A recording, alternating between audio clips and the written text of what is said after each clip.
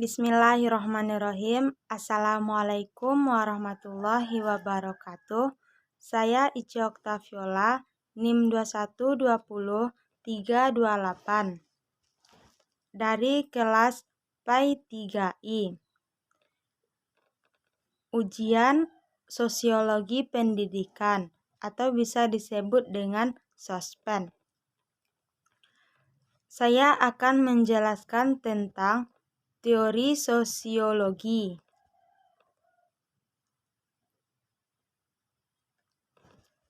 Yang pertama, pengertian teori sosiologi dalam pendidikan.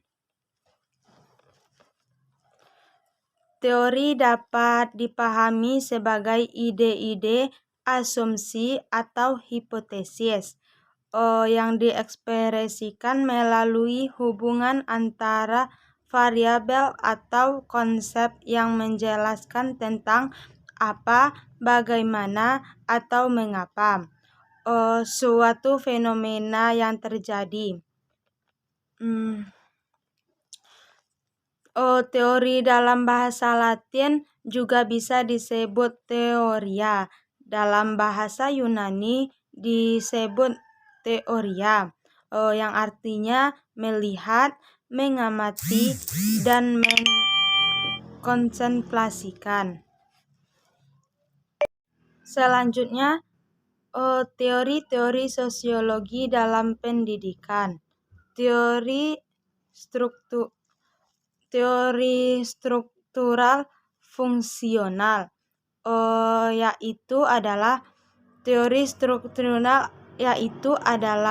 sebuah sudut pandang lapang dalam sosiologi dan antropologi yang berupaya menafsirkan warga sebagai sebuah bangunan dengan bagian-bagian yang saling bertalian.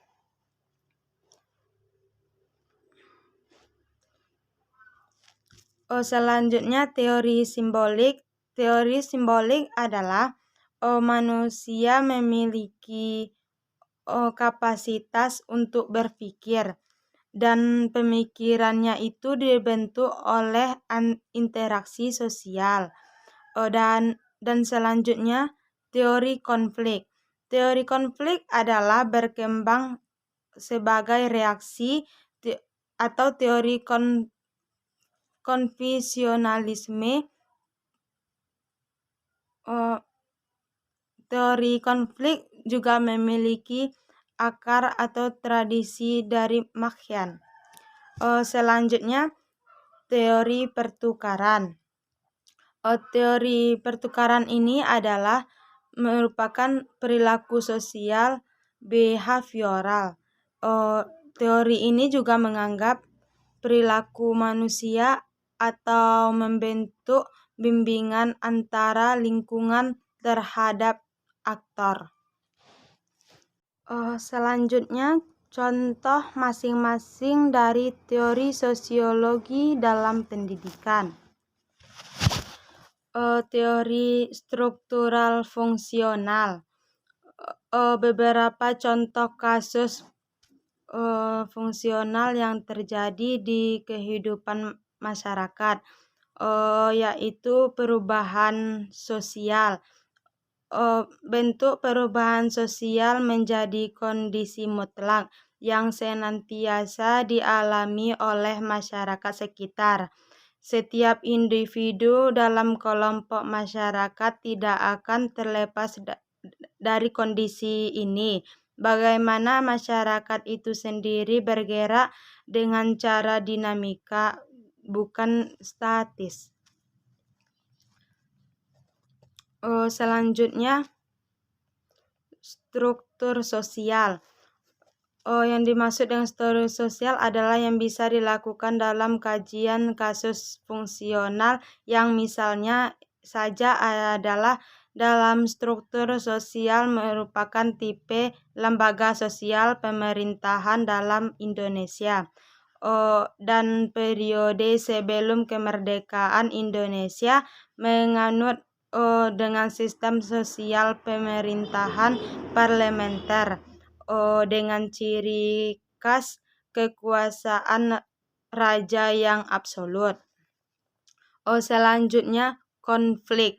Contoh konflik adalah buruh menganut aspirasi agar gaji atau upaya yang diberikan untuk dinaikkan atas dasar akomodir yang baik dan dengan tujuan yang jelas.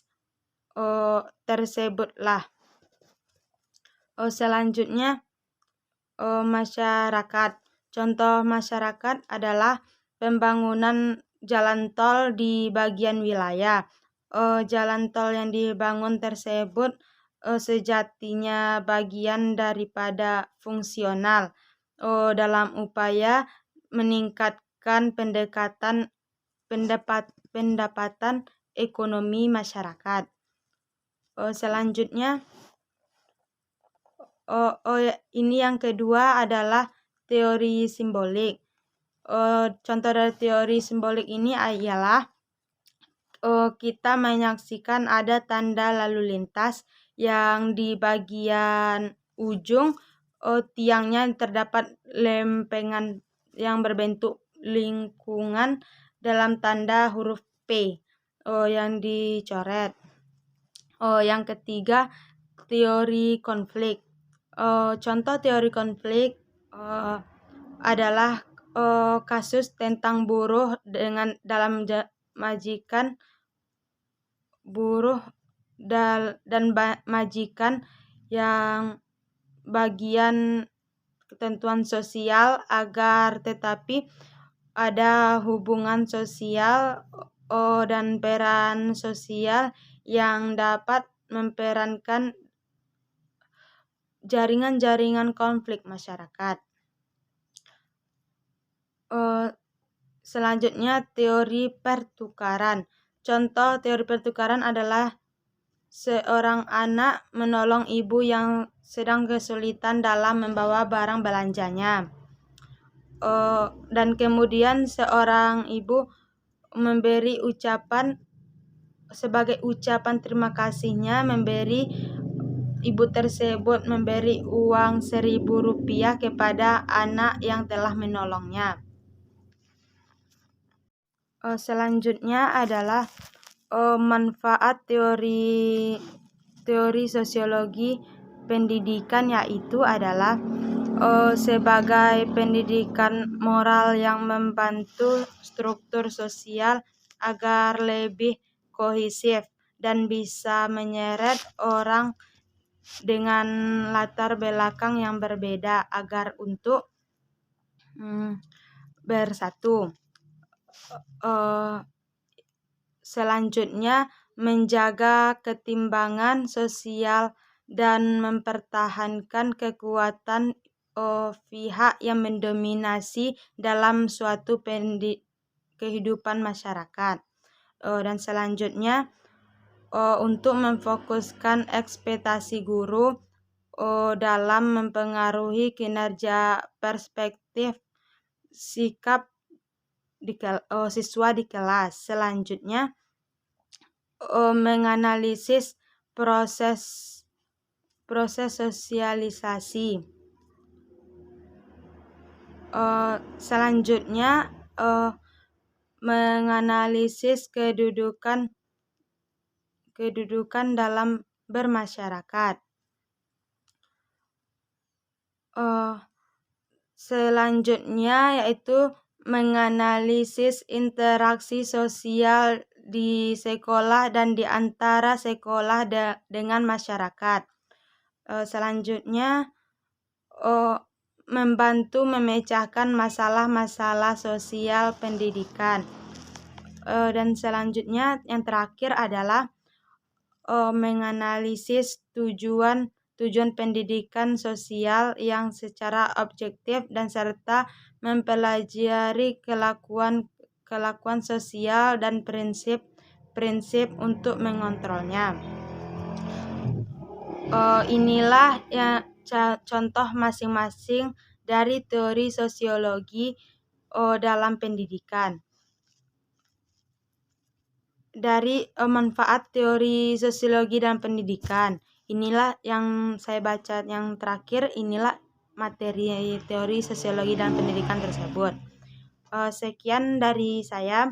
Assalamualaikum warahmatullahi wabarakatuh.